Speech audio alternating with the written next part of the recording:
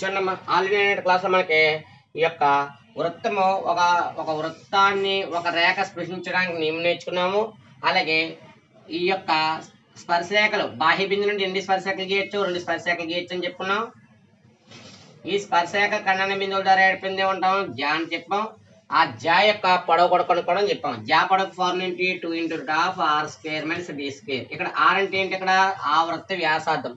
ఏ వృత్తం అయితే స్పృశిస్తుందో ఆ వృత్త వ్యాసార్థం ఏంటి? ఇక్కడ r. మరి ఇంకా డి అంటే ఏంటి? ఆ జా మీదకి కేంద్రం నుండి లంబ దూరం గీస్తాం. అంటే ఫర్ సపోజ్ ఒక వృత్తాన్ని ఒక రేఖ ఖండించింది ఇలాగా. దీన్ని ఖండించిందని ఈ సమయం ఏ బిందువులు ఇక్కడ ఏబి అనే బిందువు దగ్గర ఖండించింది. ఇక్కడ ఏబి ఏమవుతుంది? ఆ వృత్త జా అవుతుంది. ఈ యొక్క కేంద్రం నుండి ఆ వృత్త ఏదైతే జా ఉందో ఆ జామెట్రీ గీసింది ఏమవుతుంది? లంబం అవుతుంది. కాబట్టి ఈ లంబ దూరానికి ఏంటి? ఇక్కడ డి అని. అలాగే ఈ కేంద్రం నుండి ఆ బిందువుకి దూరం ఏంటి? ఇక్కడ ఆర్ అని. ఈ ఆర్ కి డి కి మధ్య ఒక సూత్రాన్ని ఉపయోగించాం. ఏంటంటే సూత్రం 2 × r² - d² అని ఫార్ములా వాడాం. ఈ ఫార్ములా ఈ యొక్క సూత్రం ద్వారా మనకి ఏమొస్తుంది? ఆ వృత్తం యొక్క జా పొడవు వస్తుంది. ఏదైతే వృత్తం అవుతుందో ఆ వృత్తం యొక్క జా పొడవు వస్తుంది. ఇక్కడ చూడండి మనకి దీని మీద సమస్యలు కూడా ఇంకా ఉన్నాయి కాబట్టి చూడండి సార్. ఇక్కడ మనకి సమస్య ఒకటి చూడండి సార్. సమస్య ఒకటి చేస్తే ఏంటది? x² + y² - rx + 4y - 12 = 0. ఈ వృత్తానికి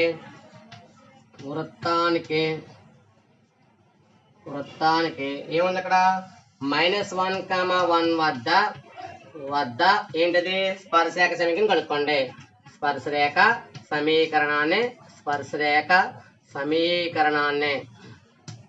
సమీకరణాన్ని కనుక్కోండి.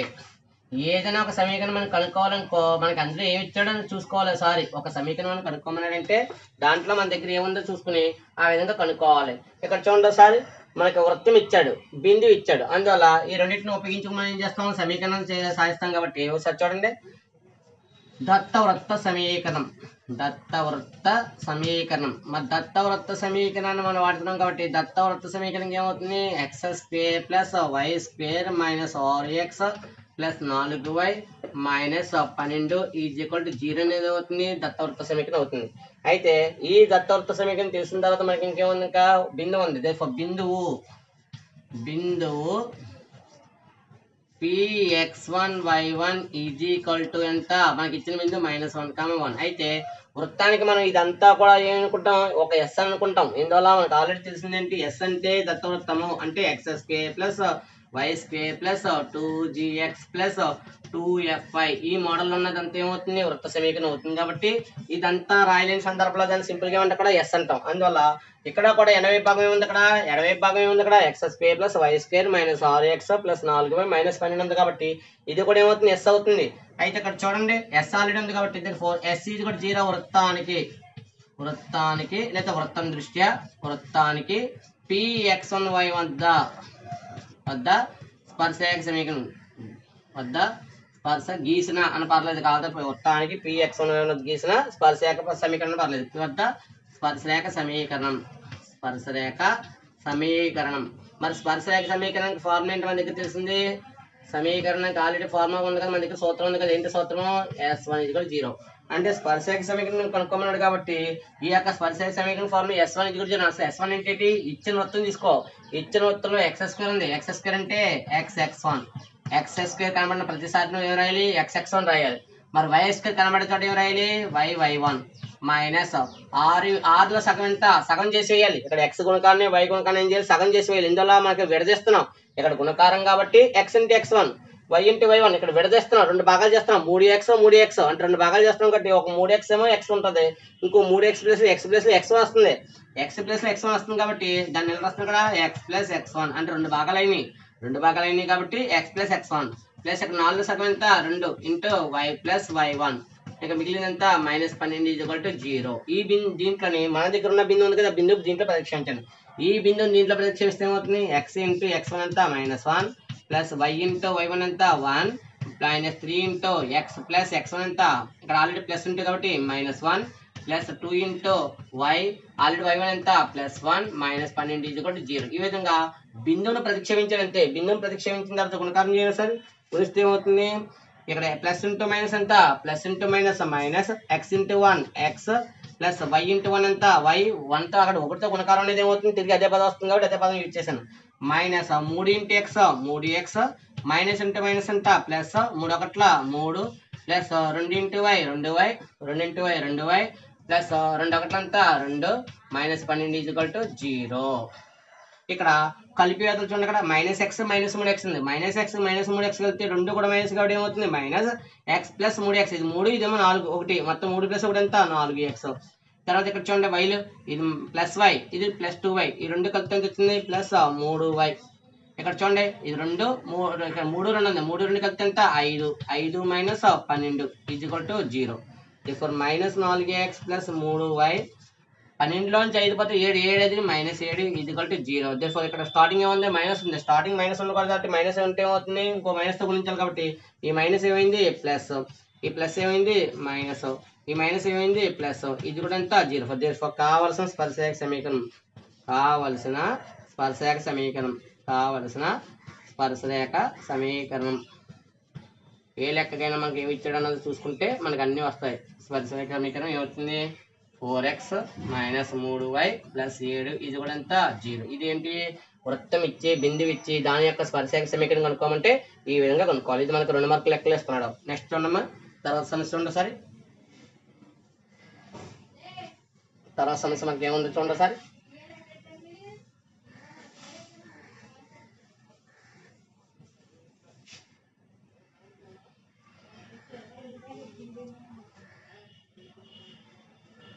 తర్వాత సమస్య 2 చూడమ్మా. సమస్య 2 3, -1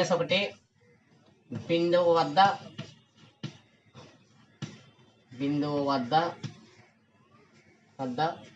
x² plus y² minus 2x plus 4y equal to 0. వృత్తానికి స్పర్శరేఖ సమీకరణం కనుక్కొని స్పర్శరేఖ సమీకరణం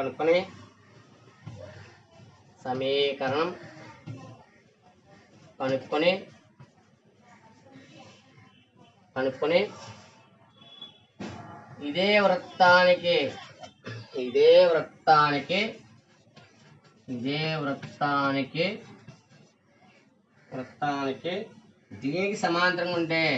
దీనికి సమాంతరంగా ఉండే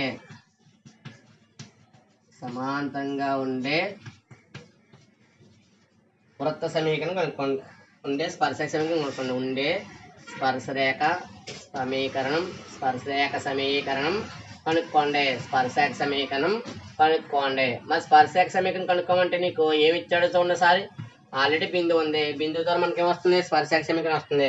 స్పర్శరేఖ సమీకరణం వచ్చిన తర్వాత మనకి ఏం చేస్తుంది ఏదైతే స్పర్శరేఖ సమీకరణం ఇచ్చాడో దానికి సమాంతరంగా ఉంటే ఇంకో స్పర్శరేఖ సమీకరణం కనుక్కున్నాడు. ఆల్రెడీ మన దగ్గర సూత్రాలు ఉన్నాయి, ఆ సూత్రాలు ఉపయోగించినా పర్వాలేదు లేదా మనకు తగ్గట్టుగా మనం వాడుకున్నా పర్లేదు. చూడమ్మా సార్. ముందు ఇచ్చిన వృత్తం ద్వారా మనకి ఏం కావాలి స్పర్శరేఖ సమీకరణం కాబట్టి దత్తవృత్త సమీకరణం ఏమని చూడండి సార్. దత్తవృత్త సమీకరణం x² plus y² minus 2x plus 4y equal to 0. ఏదైతే వృత్తం ఇచ్చాడో ఆ వృత్త సమీకరణం మనకి ఏముంది ఇక్కడ స్థిరపదం లేదు, ఇందులో స్థిరపదం లేదు కాబట్టి x² plus y² minus 2x plus 4y ఇది కూడా 0 ఉంది. మరి బిందువు ఇచ్చాడు బిందువు px1y1 ఈజ్వల్ ఎంత ఇచ్చాడు 3, -1 బిందువు ఉంది వృత్తం ఉంది. మరి బిందువు వృత్తం అంటే ఏమవుతుంది నీకు స్పర్శరేఖ సమీకరణం వస్తుంది కాబట్టి s ఇది కూడా 0. వృత్తానికి px1y1 వద్ద గీసిన స్పర్శరేఖ సమీకరణం అంటే స్పర్శరేఖ సమీకరణం ఫార్ములా ఏంటి మనకి స్పర్శరేఖ సమీకరణానికి s1 ఇది కూడా 0. అంటే ఏదైతే నువ్వు స్పర్శరేఖ సమీకరణం కనుక్కోవాలో దానికి ఫార్ములా ఉంది, మన దగ్గర సూత్రం ఉంది. సూత్రం ఉపయోగిస్తే ఈ సూత్రం మన దగ్గర చూడండి x² అంటే xx1 x² అంటే ఎంత xx1 ప్లస్ y² అంటే yy1 ఇక్కడ -2 ఉంది, -2లో సగం ఎంత -1 into x plus x1. Next y నాకు 4 ఉంది, 4 ఎంత 4లో సగం 2 y plus y1 equal to 0. ఈ దగ్గర మన దగ్గర బిందువు రాస్తే అవుతుంది x ఇంటూ x ఎంత 3 ప్లస్ y ఇంటూ y1 ఎంత -1 మైనస్ ఇక్కడ -1 ఇంటూ కదా అలా ఉంచండి. ఎక్స్, ఇక్కడ ఆల్రెడీ ఎక్స్ ఎంత 3 ప్లస్ 2 ఇంటూ వై, ఇక్కడ y1 ఎంత -1 ఈజ్ ఈక్వల్ టు 0. ఏదైతే మనకు కావాలనుకుంటున్నామో ఆ సమీకరణం దాంట్లో వచ్చింది. ఇంకా తర్వాత చూడండి ఒకసారి, ఇక్కడ x ఇంటూ 3 ఎంత 3x, ఇక్కడ ప్లస్ ఇంటూ మైనస్ ఎంత మైనస్, y ఇంటూ 1 ఎంత y, ఇక్కడ -1 into x -x, minus into plus minus 3 ఎంత 3 plus 2 into y 2y, plus into minus ఎంత మైనస్ 2 1 ఎంత 2 ఈజ్ ఈక్వల్ టు 0. మనకి గుణకారం అంతా చేసాం, ఏదైతే చేయాలో అన్నీ చేసాం కాబట్టి ఇక్కడ చూడండి ఒకసారి 3x, ఇది -x, 3x నుంచి x పద ఎంత 2x, ఇది -y, ఇది +2y, 2yలో y పోతే ఎంత 2yలో y పోతే y, ఆ y గుర్తేటి పెద్ద గుర్తు ఎంత ప్లస్, ఇది -3, ఇది -2, మన -3 -2 ఎంత -5, ఇది కూడా ఎంత 0. దేర్ఫోర్ కావాల్సిన స్పర్శరేఖ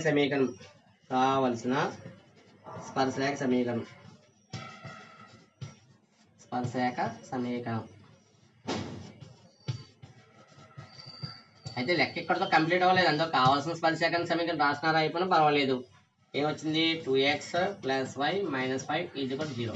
ఇప్పుడు ఏమన్నాడు చూడండి, ఏది కనుక్కున్న తర్వాత ఇదే వృత్తానికి దీనికి సమాంతరంగా ఉండే, అంటే ఏదైతే వచ్చిందో దానికి సమాంతరంగా అంటే అర్థం పెట్టి చూడండి ఒకసారి, ఒక వృత్తాన్ని ఒక బిందువు దగ్గర అక్కడి నుంచి టచ్ చేసుకుంటే వెళ్ళింది, అదేంటి స్పర్శరేఖ సమీకరణం. ఒక వృత్తానికి ఒక వైపున ఒక బిందువు దగ్గర టచ్ చేసుకుంటే వెళ్ళింది అంటే 3 - 1 బిందువు వద్ద ఒక స్పర్శరేఖ ఉంది, ఇదే వృత్తం కేంద్రం. ఇది దీనికి సమాంతరంగా ఉండే ఇంకో స్పర్శరేఖ సమీకరణం కావాలన్నాడు, అంటే ఇది కనుక్కోవాలి. ఇది కనుక్కోవాలంటే ఏంటి, దీనికి సమాంతరం అంటే ఏంటి, వాళ్ళు కూడా సమానంగా ఉంటాయి కాబట్టి దేర్ఫోర్ పై రేఖకి వాళ్ళు, దేర్ఫోర్ చూడండి 2x + y + 5 ఎంత -5 యొక్క వాలు అంటే ఈ యొక్క సమీకరణం ఏదైతే ఉందో ఈ సమీకరణంలో ఉన్న ఈ యొక్క రేఖకి మనకి ఏం కావాలి, వాలు కావాలి. ఏంటది 2x + y - 5 = 0 యొక్క రేఖ వాళ్ళు, అంటే రేఖ వాళ్ళంటే సరిపోద్ది.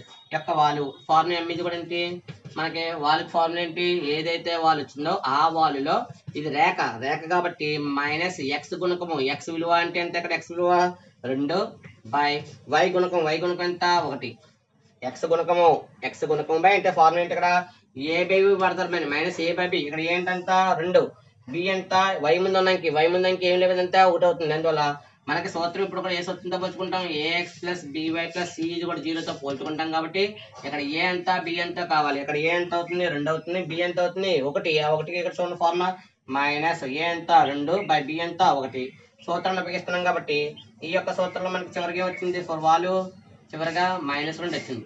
అయితే దీనికి సమాంతరం ఉండే రేఖ వాళ్ళు కాబట్టి ఫస్ట్ చూడండి ఒకసారి 2x + y - 5 = 0కు సమాంతరంగా ఉండే స్పర్శరేఖ వాళ్ళు, సమాంతరంగా ఉండే స్పర్శరేఖ వాలు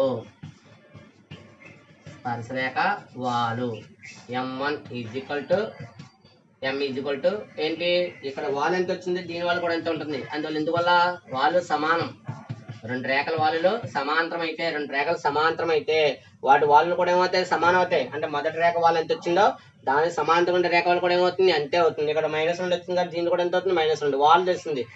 వాళ్ళు ఉంది మన దగ్గర బిందువు ఉంది కాబట్టి మనకి తెలిసిన సూత్రం చూడండి ఒకసారి, ఆడు ఏదైతే అన్నాడో అది సూత్రం రాస్తే సరిపోతుంది. మనకి ఆ సూత్రం రాసుకుంటే మనకి వివరణ అర్థం అవుతుంది. అందులో సూత్రం చూడండి ఒకసారి,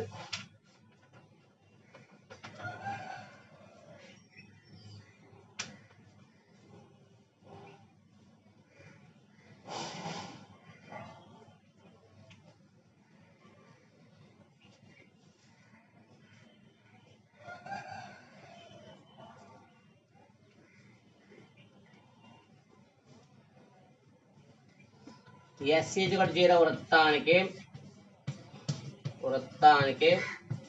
m వాలు కలిగిన వాలుగా ఉండే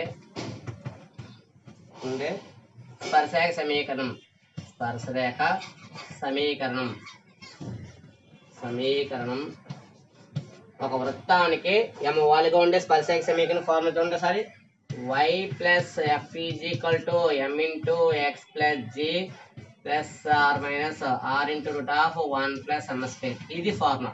ఈ ఫార్ములా నాకు ఇక్కడ చూడండి దత్తవృత్తం ఇచ్చాడా, ఆ దత్తవృత్తం ఏం కావాలి, ముందు f కావాలి g కావాలి. అందువల్ల ముందుగా మనం ఏదైనా కట్టేటప్పుడు ముందుగా ఏం కావాలి, అక్కడ వృత్తం యొక్క ఏం కావాలి, వ్యాసార్థం గట్ట కావాలి. అందుకని నేనేం చేస్తాను చూడండి ఒకసారి. ఇక్కడ ముందుగా ఇచ్చిన వృత్తం ఉంది కదా, ఆ ఇచ్చిన వృత్తానికి ఏం కడుతున్నాను చూడండి ఒకసారి. ఇక్కడ దానికి దత్తవృత్తం కాదు, ఆ దత్తవృత్తం తీసుకున్న సారి ముందుగా అది కట్టుకోవాలి. అందుకు కట్టుకోవాలి కాబట్టి దత్తవృత్తం చూడండి సారి. దత్తవృత్తం ఏంటి? X square plus y square minus 2x plus 4y is equal to 0. దీంట్లో ఈ చట్ట ఏమున్నాయో చూడండి సారి. ఈ చట్ట జీ ఎంత ఉంది? జీ ఎంత? -2 ఉంది. -2లో సగం ఎంత? -2లో సగం -1. -2లో సగం ఎంత? -1. ఎఫ్ ఇక్కడ 4లో సగం ఎంత? 2. ఇక్కడ సి ఏమైనా ఉందా? లేదు, 0. కేంద్రం చూడండి, అక్కడ కేంద్రంతో పని లేదు కాబట్టి వ్యాసార్థం చూడండి సారి. వ్యాసార్థం r is equal to formula root of g square plus f square minus c. దీంట్లో విలువ ప్రతిక్షేపం చేస్తే జీ ఎంత? -1 whole square plus 2 square minus c ఎంత? 0. ఫైనల్ గా మనకి ఎంత వచ్చింది? R is equal to root 1 square ఎంత? 1, 2 స్క్వేర్ ఎంత? 4 కలిపితే ఎంత వచ్చింది? R is equal to root 5 వచ్చింది. మనకి ఎంత వచ్చింది? అక్కడ రూట్ 5 వచ్చింది. ఈ విధంగా ముందుగా వృత్తం కట్టుకున్నాక ఈ రేఖకి సమాంతరం ఉండే రేఖ తీసుకోవాలి. అంటే ముందుగా ఏంటంటే మనం వాల్ కట్టేటప్పుడు ముందుగా వృత్తం యొక్క వ్యాసార్థము కేంద్రం కనుక్కోవాలి. కేంద్రం గురించి అవసరం లేదు, ఇక్కడ జిఎఫ్ సరిపోతుంది. అలాగే ఏంటి? వ్యాసార్థం 6 విలువ ఉంది కాబట్టి ఈ యొక్క విలువను దీంట్లో ప్రతిక్షేపిస్తే ఏమవుతుంది చూడండి. y ప్లస్ ఎఫ్ ఎంత ఉంది? ఇక్కడ ఎఫ్ విలువ 2 ఉంది. ఈజ్ ఈక్వల్ టు m ఎంత? -2 ఇంటూ ఎక్స్ ప్లస్ జీ విలువ ఎంత? -1 ప్లస్ ఆర్ మైనస్ ఆర్ ఎంత వచ్చింది? Root 5 into root of 1 plus m ఎంత? -2 హోల్ స్క్వేర్. m ఎంత ఉంది? ఇక్కడ -2 whole square. Therefore y plus 2 is equal to ఇక్కడ -2 into x ఎంత? -2x మైనస్ ఇంటూ మైనస్ ఎంత? ప్లస్ 2 నెగటివ్ ఎంత? 2 plus r minus root 5 into చూడండి ఇక్కడ 2 స్క్వేర్ ఎంత? 4. 2 స్క్వేర్ అంటే 4. 4 ప్లస్ ఒకటి ఎంత? 5. అదవుతుందా? ఇక్కడ 2 స్క్వేర్ అంటే మైనస్ ఉంది, మైనస్ స్క్వేర్ చేస్తే ప్లస్ అవుతుంది కదా. 2 స్క్వేర్ అంటే 4 అవుతుంది. 4 ప్లస్ ఒకటి ఎంత? 5. రూట్ 5 ఇంటూ రూట్ 5 ఎంత అవుతుంది? 5 అవుతుంది. Therefore y plus 2 is equal to -2x plus 2 plus r minus 5. ఒకసారి చూడండి అమ్మా, ఇది ప్లస్ ఆర్ మైనస్ కాబట్టి ఈ విలువను చూడండి సార్. ఈ విలువలన్నీ కూడా లెఫ్ట్ సైడ్ తీసుకొస్తే ఏమవుతుంది? y ప్లస్ 2 ఇది మైనస్ లెఫ్ట్ వస్తే ఏమవుతుంది అంటే ఎడవైపు కుడివైపు ఉన్నప్పుడు ఎడవైపు వస్తే ఏమవుతుంది? ఇది మైనస్ ఎడవైపు వస్తే ఏమైంది? ప్లస్ అయింది.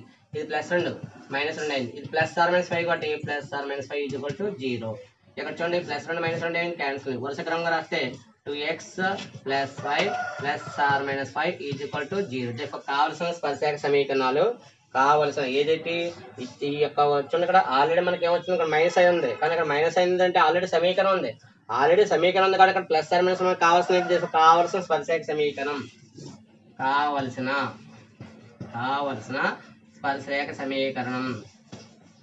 స్పర్శరేఖ సమీకరణం. అయితే ఇక్కడ మీరు గమనించవలసింది ఏంటి? ఇక్కడ ప్లస్ ఆర్ మైనస్ ఉంది. అయితే మనకి ఆల్రెడీ ఇచ్చిన లెక్క మనం ఏదో సమీకరణం కనుక్కున్నాం. ఆల్రెడీ ఏంటి? మైనస్ తో కనుక్కున్నాం కాబట్టి ఇంకా మైనస్ తో మనకు సంబంధం లేదు కాబట్టి ఇంకా మనకు కావాల్సింది ఏంటి?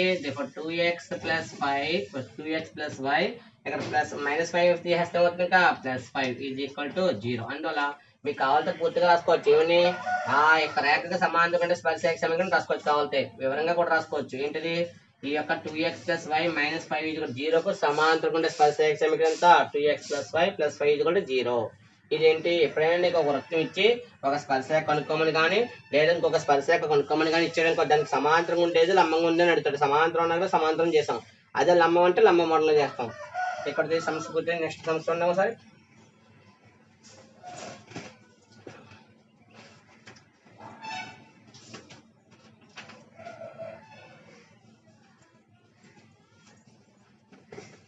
ఇక్కడ కావాలంటే మీరు ఒక స్పర్శరేఖ వచ్చింది కదా, దీని పేరు పెట్టుకోవచ్చు. ఇక్కడ రెండోదని పెట్టుకోవచ్చు.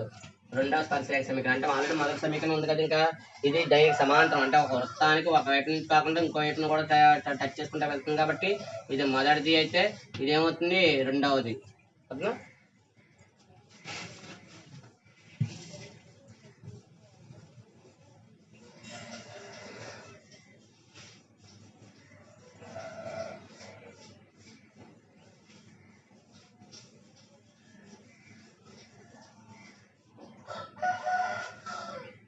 తర్వాత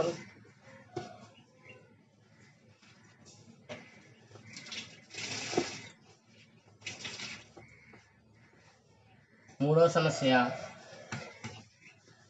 x square plus y square minus 6x plus 4y minus 12 is equal to 0. వృత్తానికి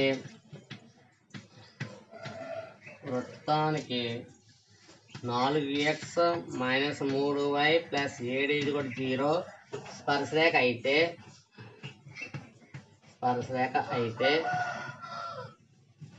అయితే దీని స్పర్శ బిందువును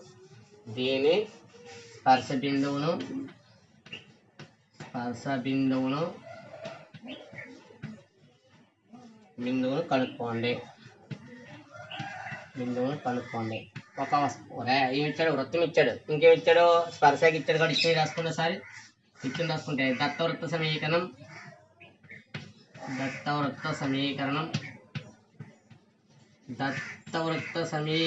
చూడండి. x² + y² minus 6x plus 4y minus 12 0. ఇది ఈక్వేషన్ 1. దత్త స్పర్శరేఖ సమీకరణం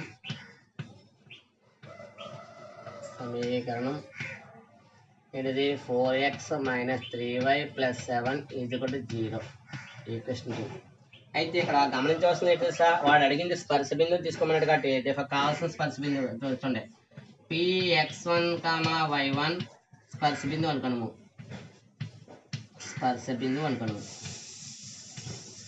px1 y1 స్పర్శ బిందువు అనుకోండి, లేదా కావాల్సిన స్పర్శ బిందువు నువ్వు అని మీరు మెన్షన్ చేసినా పర్లేదు, లేదా నువ్వు స్పర్శ బిందువు అనుకున్నాము.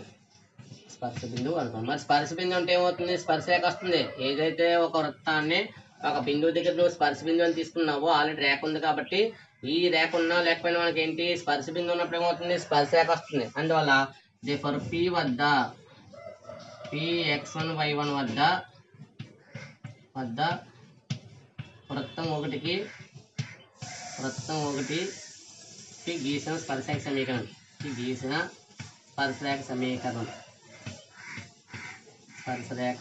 సమీకరణం అంటే ఏదైనా నువ్వు స్పర్శరేఖ సమీకరణం అన్నప్పుడు ఒక బిందువు ఉంటే సరిపోద్ది. ఆ బిందువు ఆధారంగా నువ్వు కనుక్కోవచ్చు, స్పర్శరేఖగా సమీకరణం కనుక్కోవచ్చు. మరి ఇచ్చిన వృత్తం x² ఉంది కాబట్టి x² అంటే xx1, మరి y² అంటే yy1 మైనస్ 6లో సగం ఎంత 3 into x plus x1, next plus 4లో సగం ఎంత 2 y ప్లస్ y1 మైనస్ 12 0. ఇలా ఏంటి? ఏదైతే వృత్తం అవుతున్నావో ఆ వృత్తానికి ఒక బిందువు స్పర్శ బిందువు అన్నావు కాబట్టి ఆ స్పర్శ బిందువు వద్ద దానికి ఏముంటుంది? స్పర్శరేఖ సమీకరణం ఉంటుంది. ఇది మన సూత్రం. ఇది ఇచ్చిన దాంతో సంబంధం కాదు. ఇక్కడ బాగా గమనిస్తే నాకు ఒక సమీకరణం కావాలి. ఏంటది? x y స్థిరపదం ఉండాలి. అందుకే ఏం చేస్తాను? ఇక్కడ xx1 అలాగే ఉంచాను, ప్లస్ y1 అలాగే ఉంచాను. కానీ ఇక్కడ ఏంటి? గుణకారంగా ఉంది. గుణిస్తే 3 into x 3x minus into plus minus 3x1, next plus 2 into y 2y plus into plus కాబట్టి plus 2 into y1 2y1 minus 12 0. ఇందులో నాకు x పదం కావాలి. x పదం ఏంటంటే ఇక్కడ xx1 3x ఉంది. ఇందులో నుంచి x అనే పదం తీసేస్తే ఏమవుతుంది? x అనే పదం పదకి ఎంత x1, ఇక్కడ x అనే పదం తీసేస్తే ఎంత -3. ఈ రెండిట్లో తీసేసిన పదం ఏంటి? x. ఈ రెండిట్లోనే ఉమ్మడికి ఏముంది? x ఉంది. ఉమ్మడికి ఉన్న x ని తీసేసి బయట రాస్తే ఇంకా మిగిలినంత ఇక్కడ x1, ఇక్కడ మిగిలినంత -3. ఇక్కడ చూడండి, ఈ రెండిట్లో కూడా y ఉంది కాబట్టి y అన్నదాన్ని తీసేస్తే y1 ప్లస్ 2 ఇంటూ ఏంటది y, ఇంకా మిగిలిన పదం చూడండి -3x1 next plus 2y1 minus 12 0. ఇక్కడ చూసారా? సమ్ a ఇంటూ ఎక్స్, ఇది a into X plus b into y, ఇదంతా ఏంటి? c. అంటే ఒక సమీకరణం వచ్చింది. ఇది ax, ఇదేమో by, ఇదంతా కూడా ఏంటి? c అనుకుంటే ఇదంతా స్థిరపదం c. అందువల్ల ఇదంతా స్థిరపదం c అనుకున్నాం కాబట్టి మన సమీకరణంతో పోల్చుకుంటున్నాం. కానీ ఇక్కడ బాగా గమనించండి, సమీకరణం 2 సమీకరణం 3 చూడండి. ఏంటి? సమీకరణం 2 స్పర్శరేఖ సమీకరణమే ఇచ్చింది. ఇదేమో నువ్వు తీసుకున్న సమీకరణం. ఏదైతే వృత్తం ఉందో ఆ వృత్తం ద్వారా నువ్వు ఏం చేయాలి? ఒక స్పర్శరేఖ సమీకరణం అనుకున్నావు. అందువల్ల చూడండి అక్కడ సమీకరణం 2, 3లో ఒకే రేఖను చూస్తున్నాయి. ఒకే రేఖను సూచిస్తున్నాయి. అంటే ఒకే రేఖ అంటే స్పర్శరేఖ సూచిస్తున్నాయి. మరి సూచిస్తున్నాయి అంటే మీనింగ్ ఏంటి? పోల్చగా సూచిస్తున్నాయి. కావున పోల్చగా సూచిస్తున్నాయి. పోలిస్తే ఏమవుతుంది చూడసారి? ఇక్కడ x గుణకం ఎంత? x గుణకం దీంట్లో x గుణకం బై దాంట్లో x గుణకం కాబట్టి x1 మైనస్ 3 బై అక్కడ x గుణకం ఎంత 4. తర్వాత ఇక్కడ చూడండి y గుణకం ఎంత y ప్లస్ 2 బై ఇక్కడ y గుణకం ఎంత -3 ఈజ్ ఈక్వల్ టు ఇక్కడ స్థిరపదం ఎంత? స్థిరపదం -3x1 ప్లస్ 2y1 తర్వాత -12 బై స్థిరపదం అంతా ఇక్కడ చూడండి పోల్చుకోవాలి. ఇక్కడ ఇదంతా స్థిరపదం బై ఇక్కడ ఉన్న స్థిరపదం అంతా 7. ఈ విధంగా మనకి పోల్చక మనకు వచ్చిన సమీకరణం ఇది. అయితే ఇందులో మనం భాగాలుగా తీసుకోవాలి కాబట్టి మొదటిది రెండోది తీసుకుంటాం సారి. మొదటితో రెండోది తీసుకుంటే వస్తుంది చూడండి సారి. x1 - 3 by 4 is equal to y1 + 2 by -3. ఎలాగైనా తీసుకోవచ్చు. మొదటిది రెండు చివరి తీసుకోవచ్చు, రెండోది చివరిది తీసుకోవచ్చు. అయితే రెండు పక్క పక్కన ఉన్నాయి కాబట్టి రెండు ఈజీగా ఉంటుంది కాబట్టి అది ఈజీగా తీసుకున్నాను. ఇక్కడ అర్థంగా చేస్తే అవుతుంది 3 × x1. ఇక్కడ ఏముంది -3 ఉంది కాబట్టి -3తో చేసిన పర్లేదు, ఈ మైనస్ దానికి వచ్చేసి పర్లేదు. ఓన్లీ 3 మాత్రమే వేస్తాను. 3 × చూడండి -3 తీసుకొని పోనీ -3 × x1 - 3 is equal to 4 × y1 + 2. అంటే ఏం చేసిన అక్కడ ఇది భాగిస్తుంది. ఈ భాగించే వీడియోకి ఏమవుతుంది గుణిస్తుంది. అందులో -3 × x1 3x1 minus into minus ఎంత ప్లస్ 3 3 ఎంత 9 4 × y1 4y1 ప్లస్ 4 ఎంత 8. అయితే ఎప్పుడైనా సమీకరణం అంటే అన్ని ఒకవైపు ఉండాలి కాబట్టి ఈ పదాలు ఇటు తీసుకొస్తే -3x1 తర్వాత ప్లస్ 9 -4y1 ఇది ప్లస్ ఇటు ఏమవుతుంది మైనస్ ఇది కూడా ఎంత 0. ఇక్కడ వరుస క్రమంలో మనకి ఇది చూడండి అవతల ఎంత ప్లస్ 8 ప్లస్ 8 ఇటు ఏమవుతుంది -8.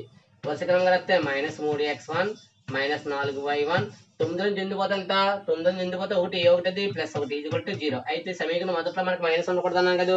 సమీకరణం మొదట్లో మైనస్ ఉండకూడదు అన్నాం కాబట్టి మైనస్ తో గుణిస్తే మైనస్ ఏమైంది ప్లస్ అయింది, ఈ మైనస్ ఏమైంది ప్లస్ అయింది, ఈ ప్లస్ ఏమైంది మైనస్ ఈజ్ ఈక్వల్ టు 0. ఇంకా రెండవది చూడండి సరే. రెండవది చివరితో పోలిస్తే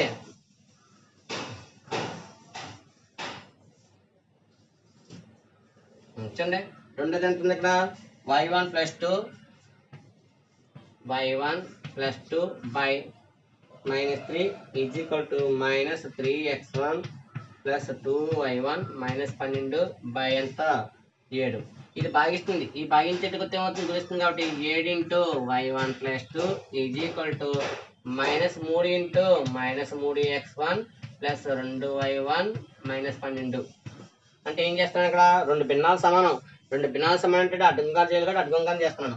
7 × y1 ఎంత 7y1 ప్లస్ 7 ఎంత 7 14 మైనస్ ఇంటూ మైనస్ ఎంత plus 3 3 9x1 minus into plus minus 3 ఎంత 6y1 మైనస్ ఇంటూ మైనస్ ఎంత ప్లస్ 3 12 ఎంత 36 3 12 36.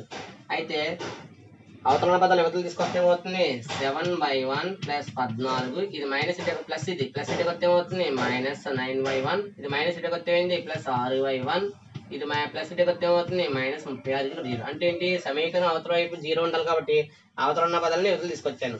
ఇక్కడ చూడండి తీసేస్తే ఇక్కడ x1 పదాలు ఏంటి 9 ఉన్నాయి. అందులో -9x1 y1 పదాలు చూస్తే ప్లస్ ఇది ప్లస్ రెండు కలిపి ఎంత వచ్చింది 13y1.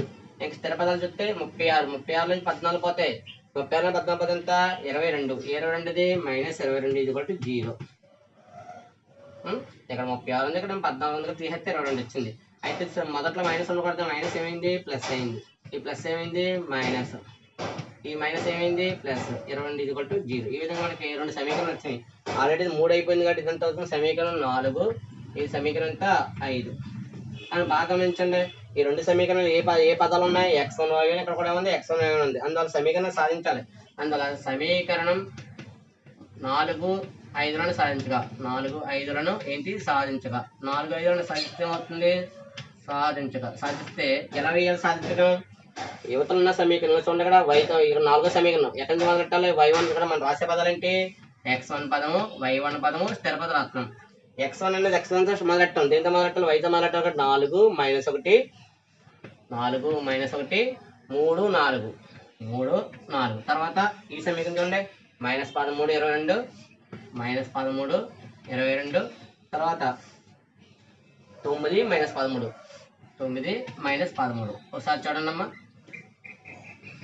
x1 బై 4 22 ఎంత 4 20 80 4 ఎంత 88 మైనస్ ఇక్కడ ఆల్రెడీ మైనస్ అంటే మైనస్ ఏమైపోయింది ప్లస్ అయిపోయింది 13 1 ఎంత 13 1 బై ఎంత y1 బై మైనస్ అంటే ప్లస్ ఎంత -9 1 9 ఎంత 9 మైనస్ 3 20 ఎంత 66 ఈజ్ ఈక్వల్ టు 1 బై 3 13 ఎంత 39 మైనస్ 4 9 ఎంత 36 ఇక్కడ చూడండి అమ్మా x1 బై తీసేస్తే 88 నుంచి 11 పోతే ఎంత 75 y1 బై 2 కలిపితే ఎంత వచ్చింది -75 ఈక్వల్ టు 1 బై 2 కలిపితే ఎంత వచ్చింది -75 ఇందులో 2 మైనస్ ఉన్నాయి కాబట్టి కలిపితే ఎంత వస్తుంది మైనస్ వస్తుంది కాబట్టి -75 వేసాను. మొదటి పదం చివరి పదం పోల్చుకుంటే x1 by 75 equal to 1 by -75 రెండోది అలాగే y1 by -75 equal to 1 by -75. ఒకసారి చూడమ్మా, ఇది భాగిస్తుంది, భాగించే కలిపితే ఏమవుతుంది గుణిస్తుంది కాబట్టి అయితే మైనస్ దేనికి వేయాలి లవానికి వేసుకోవాలి. మైనస్ ఎప్పుడు కూడా కింద దానికి అవసరం లేదు కాబట్టి కింద ఉన్నదాన్ని మైనస్ పైనకి వేసుకున్నాను. ఇక్కడ భాగిస్తుంది అడే కలిపితే ఏమవుతుంది గుణిస్తుంది కాబట్టి 75 ఎంత 75 75 -75 బై 75 75 ఎంత సరిపోయింది ఒకసారి పోయింది. ఫోర్ x1 ఎంత వచ్చింది -1 x1 ఎంత వచ్చింది -1.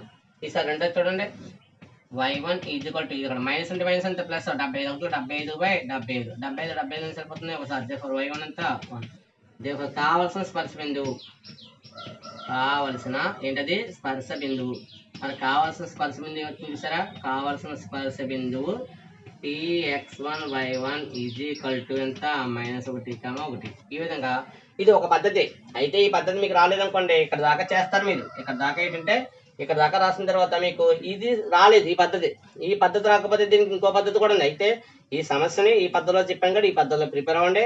ఇదే విధంగా మనకి అభ్యాసాలకు సమస్య వస్తాయి. ఆ సమస్య వచ్చినప్పుడు ఇక్కడ ఈ పద్ధతి మీకు కష్టంగా అనిపించింది ఇంకో పద్ధతిని మారుస్తాను, అది మీకు అర్థమైతే అది చేసుకుంటాను.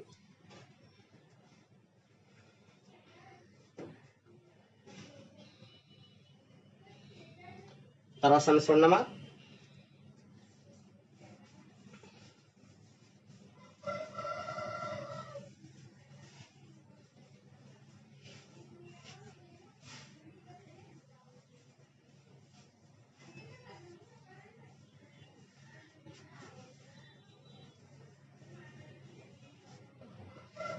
తర్వాత సమస్య వస్తే మీకు తర్వాత సమస్య ఏమి ఇచ్చాడు చూడండి సార్.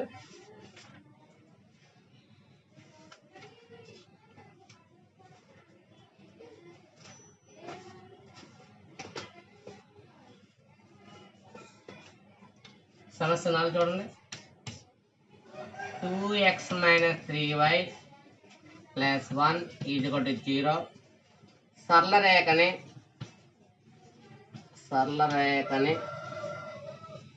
1, 1 వద్ద స్పృశించే √13 యూనిట్ల వ్యాసార్థంతో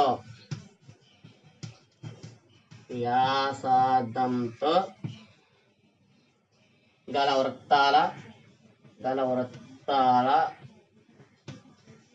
వృత్తాల సమీకరణాలు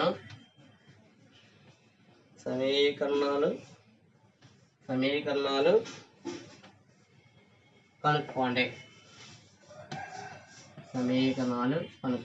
అంటే ఏదైనా సమీకరణం కనుక్కోవాలంటే మనం ముందుగా ఏమి ఇచ్చాడో చూసుకోవాలి. కాబట్టి ఏమి ఇచ్చాడు, ఒక రేఖ ఇచ్చాడు, ఒక బిందువు ఇచ్చాడు. అందులో ఏది ఇక్కడ చూడండి సారి, ఈ యొక్క రేఖకి వాడు ఏమన్నాడు చూడండి సారి, ఈ 2 వృత్తాలు ఉన్నాయి. ఈ 2 వృత్తాలు ఒకదాని టచ్ చేసుకుంటున్నాయి. మరి స్పృశించుకుంటా ఉన్నాడు కదా, ఇక్కడ వద్ద స్పృశించాడు కదా, ఏ బిందు దగ్గర స్పృశించుకుంటున్నాయి 1, 1. మరి 1, 1 అంటే x వైపు y వైపు మనకు సమానంగా వచ్చినంత మాత్రాన ఇక్కడ ఎలా ఉన్నట్టు, ఇక్కడ ఇదేమో మనకి లంబంగా ఉన్న ఒక రేఖ. అంటే ఈ లంబంగా ఉన్న రేఖ ఏం చేస్తుంది, ఈ యొక్క కేంద్రాలు C1 C2లను కలపగా ఏర్పడిన రేఖకి ఈ రేఖలో ఉంది లంబంగా ఉంది. ఆ 2 వృత్తాల కేంద్రాలు C1 C2లను కలపగా ఏర్పడిన రేఖ ఈ యొక్క స్పర్శ రేఖ ఏదైతుందో స్పర్శ రేఖ ఒక బిందువు దగ్గర స్పృశిస్తుందన్నా కాబట్టి ఆ యొక్క స్పృశించే బిందువు దగ్గర నుంచి వస్తే ఈ యొక్క 2 రేఖలలో ఇక్కడ ఒకదానికొకటి లంబం ఉన్నాయి. అంటే ఏంటి, C1 C2 రేఖకి దత్త రేఖ ఎలా ఉంది లంబంగా ఉంది. కాబట్టి మనకి ఏదైనా ఒక స్పర్శరేఖ సమీకరణం కనుక్కోవాలనుకోండి, వృత్తం కనుక్కోవాలనుకోండి ఏముండాలి, వ్యాసార్థం కేంద్రం ఉండాలి. మరి వ్యాసార్థం ఎలా వస్తుంది, వాడు ఇక్కడ ఇచ్చిన బిందువు 1, 1 అన్నాడు కాబట్టి ఆ స్పర్శ బిందువు ఉంది, మన దగ్గర ఉంది వ్యాసార్థం ఉంది. ఇదిగో వ్యాసార్థం ఆల్రెడీ ఇచ్చాడు, ఎంత ఇచ్చాడు ఇక్కడ √13 ఇచ్చాడు. అంటే ఇటువైపు √13 ఉంది, ఇటువైపు √13 ఉంది, ఇటువైపు కూడా ఎంత ఉంది √13 ఉంది. ఇలా √13 ఉన్న యొక్క 2 వృత్తాలు ఖండించుకున్నప్పుడు టచ్ చేసినప్పుడు ఆ మధ్యలో పోయే బిందువు కూడా ఏంటి స్పర్శ రేఖ ఉంది. కాబట్టి ఆ స్పర్శ రేఖ చూడండి సరే,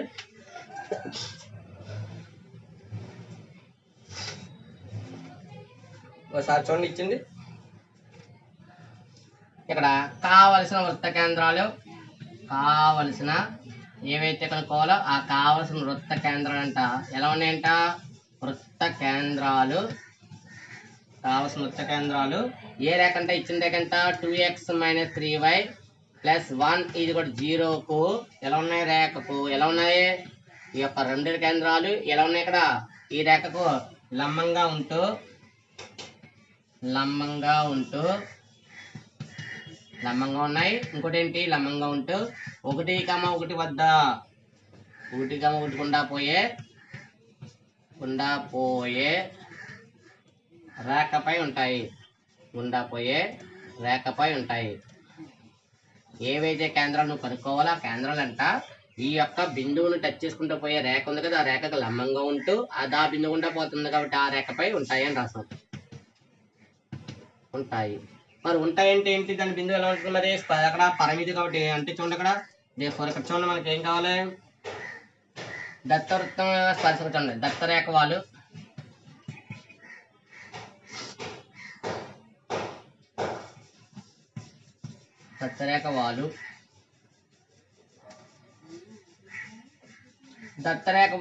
చూడండి వాల్ ఫార్ములా ఏంటి, మైనస్ ఎక్స్ గుణకం ఎంత ఇక్కడ 2/y గుణకం ఎంత -3, ఎక్స్ గుణకం 2 y గుణకం -3 అన్నా కాబట్టి దత్తరేఖ వాలు కడుతున్నప్పుడు ఏమవుతుంది, -2/-3 వచ్చింది. ఇప్పుడు మైనస్ ఎంత 2/3 వచ్చింది. మరి వాలు ఎమ్ వచ్చింది కదా ఇక్కడ, మరి వాలు ఎమ్ వస్తే రూల్ ప్రకారంగా వాలు సూత్రం ఏంటి, దత్తరేఖ వాలు ఎమ్ కాబట్టి ఎమ్ ఇది కూడా 2/3 వచ్చింది. కానీ ఇక్కడ మనకు కావాల్సింది ఏంటి, దత్తరేఖ వాలు కాదు కావాల్సింది, దానికి లంబంగా ఉండే వాళ్ళు దత్తరేఖ వాలు ఇది కూడా ఎంత 2/3 వచ్చింది. దత్తరేఖకు అంటే 2x - 3y + 1 ఇది కూడా 0కు లంబంగా ఉండే రేఖ వాలు, మరి లంబంగా ఉండే నీకు లంబంగా ఉండే C1 C2 రేఖ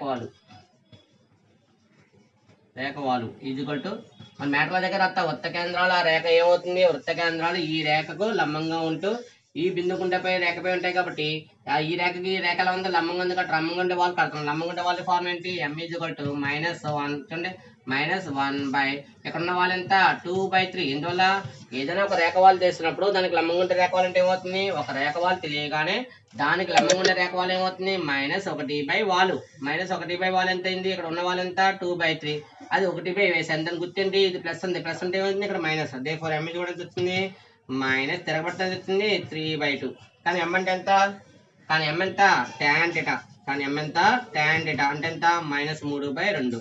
ఇక tan θ విలువ నాకు మైనస్ వచ్చింది, tan θ విలువ మైనస్ వచ్చిందంటే ఏ పదాలు ఉంటుంది, tan θ విలువ మైనస్ వచ్చిందంటే మనకి అది ఏ పదాలు ఉంటుంది అంటే రెండో పదాలు ఉంటుంది. రెండో పదాలు మరి సైన్ ఏమవుతుంది ప్లస్ అవుతుంది, కాస్ ఏమవుతుంది మైనస్, అందులో రెండో పదాలు సైన్ ఏమవుతుంది కదా, ఇది ఈ యొక్క θ విలువ కంపల్సరీ బిలాంగ్స్ టు ఏంటి Q2.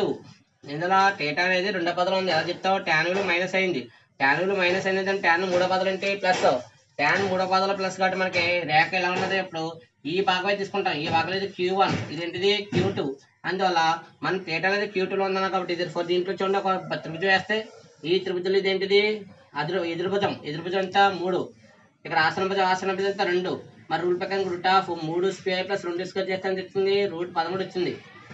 అంటే √13 అనేది వ్యాసార్థం. ఈ విధంగా మనకి కావాల్సిన బిందువులు ఏమొచ్చినాయి, tan రాగానే మనకి ఏమొచ్చింది సైన్ వచ్చింది, కాస్ వచ్చింది. కానీ సైన్ అనేది రెండో పదం ఏంటి, రెండో పదం సైన్ ప్లస్, అందువల్ల sin θ ఏంటి ఫార్ములా, ఒక త్రిభుజం తీసుకున్నప్పుడు ఇది 3 ఇది 2 ఇదేమో √3 √13 అనుకున్నా కాబట్టి సైన్ సూత్రం ఏంటి ఎదురుభుజం ఎంత 3/, కర్ణం ఎంత √13.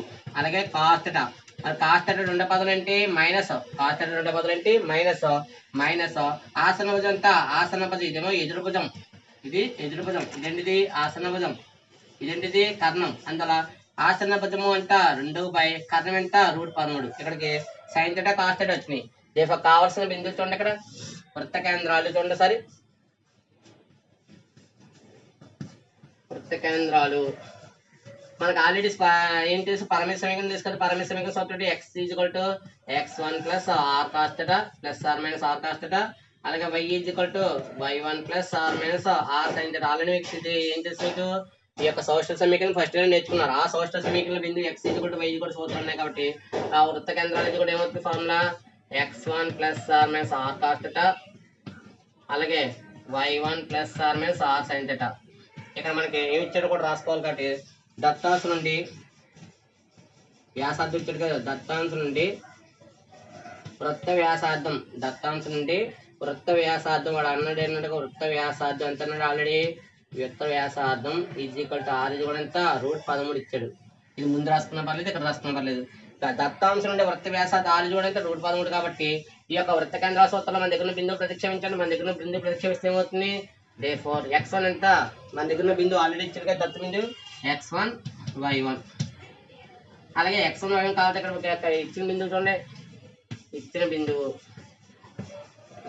బిందువు x1 y1 is equal to ఎంత ఇచ్చాడు 1, 1 ఇచ్చాడు కాబట్టి 1, 1 వస్తుంది. ఇందులో x1 ఎంత 1 ప్లస్ మైనస్ ఆర్ ఎంత √13.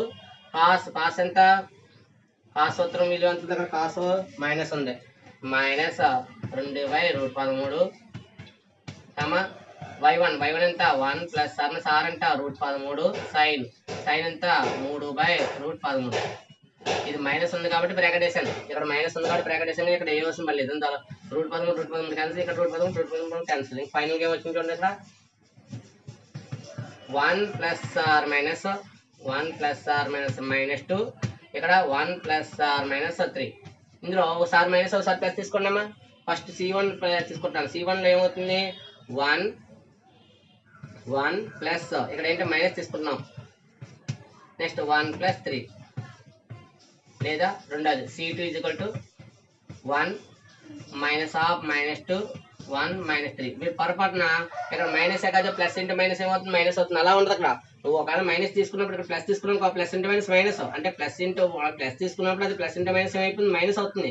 అదే మైనస్ తీసుకున్నాక మైనస్ ఇంటూ మైనస్ అవుతుంది ప్లస్, అందువల్ల మైనస్ పోగొట్టకూడదు. అక్కడ ఆ మైనస్ పదం అలాగే ఉంచి ప్లస్ తీసుకుంటే ప్లస్ ఇంటూ మైనస్, అదే మైనస్ తీసుకుంటే మైనస్ ఇంటూ మైనస్. చివరికి ఏమొచ్చింది చూడండి సారి, ఇక్కడ 1 ఇక్కడ ప్లస్ ఇంటూ మైనస్ ఎంత -2, అందులో ఇక్కడ వచ్చింది 1 ప్లస్ 3. ఒకసారి తీసేస్తే ఏమొచ్చింది ఇక్కడ 2, 2 చూడకపోతే ఒకటి -1 ఇక్కడ అంతా కలిపితే 4, అది ఒక బిందు వచ్చింది. ఈసారి రెండో బిందు చూడండి అమ్మా. సరే రెండో బిందు క్యాన్సల్ C2 కూడా ఎంత వచ్చింది, ఇక్కడ 1 మైనస్ ఇంటూ మైనస్ ఎంత ప్లస్ 1 -3. C2 కలిపితే ఎంత 3, తీసేస్తే ఎంత -2. ఇప్పుడు మన దగ్గర కేంద్రం ఉంది, అక్కడ కేంద్రం ఉంది. ఒకసారి చూడండి మొదటిది C1 ఈజ్ ఈక్వల్ టు ఎంత -1, 4. అలాగే R ఈజ్ ఈక్వల్ టు ఎంత √13. గాగల వృత్త సమీకరణం. మరి వృత్త సమీకరణకి ఇదే ఫార్ములా చూసారా, కేంద్ర వ్యాసార్థం ఉంది. కేంద్ర వ్యాసార్థం అంటే ఫార్ములా ఏంటి, x - h² plus y - k² is equal to ఏంటి ఫార్ములా r². వృత్త కేంద్రం వ్యాసార్థం ఉన్నప్పుడు దాని వృత్త సమీకరణ ఫార్ములా ఏంటి, x - h² plus y - k² r². ఇందులో మన దగ్గర విలువ రాస్తే x మైనస్ ఉంది కదా, మైనస్ అంటే మైనస్ ఎంత +1² y - 4² is equal to r ఎంత √13². దీని స్క్వేర్ రూట్ ఏమైంది క్యాన్సిల్. ఇక్కడ a + b² a² plus b² అంటే 1² ఎంత 1, 2 ఒకటి ఎంత 2, 2 x 2x ప్లస్ ఇక్కడ కూడా y² ప్లస్ 4² ఎంత 16, 4 ఎంత 16. ఇక్కడ formula minus 2 4 8 8y is equal ఎంత 13. అవతల పదం ఏమిటో తీసుకురండి. ఒక వరుస క్రమం రాస్తే x² plus y² plus 2x minus 8y. ఇక్కడ 1 16 కలిపితే 17, ప్లస్ 13 ఇటు కలిపితే ఏంది -13 ఈజ్ ఈక్వల్ టు 0. దేర్ఫోర్ కావాల్సిన సమీకరణం చూడండి సారీ, కావాల్సిన వృత్త సమీకరణం ఏమవుతుంది సార్, x² ప్లస్ y² తర్వాత ప్లస్ 2x మైనస్ 8y.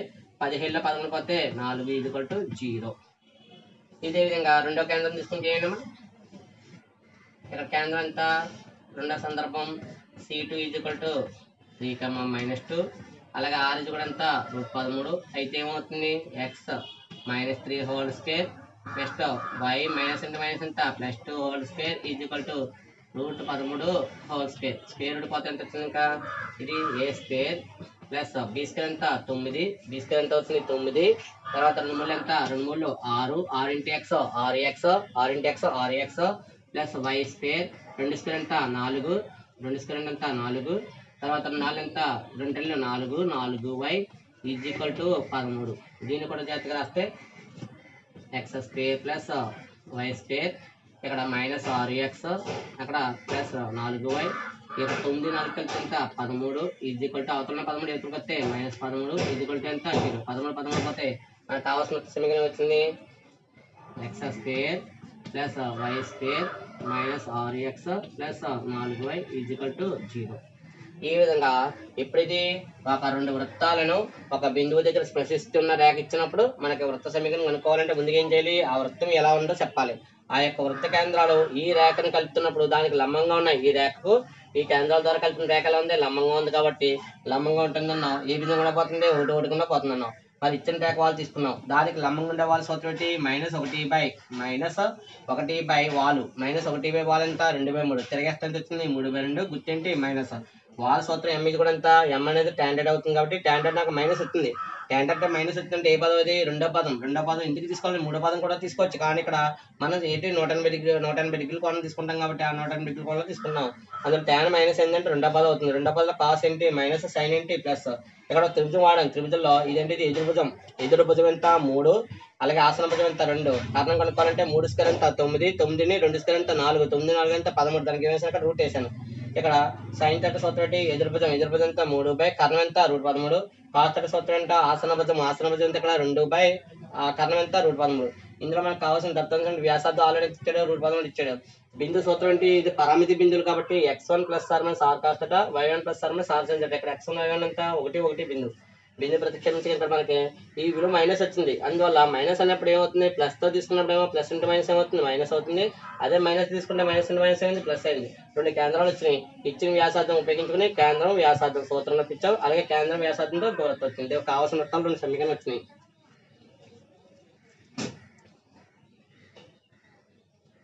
ఈ విధంగా మనకి ఈ సమస్యలు ఎలాంటి సమస్యలు మనకి ఏది ఇచ్చినా కూడా ఇదే విధంగా చేయాలి. ఇక్కడతో మనకి ఎలా అయింది, సమస్య 4 అయింది. రేపటి క్లాస్లో 5 సమస్య గురించి చర్చించుకుంటారు. ఇక్కడతో సమాప్తం.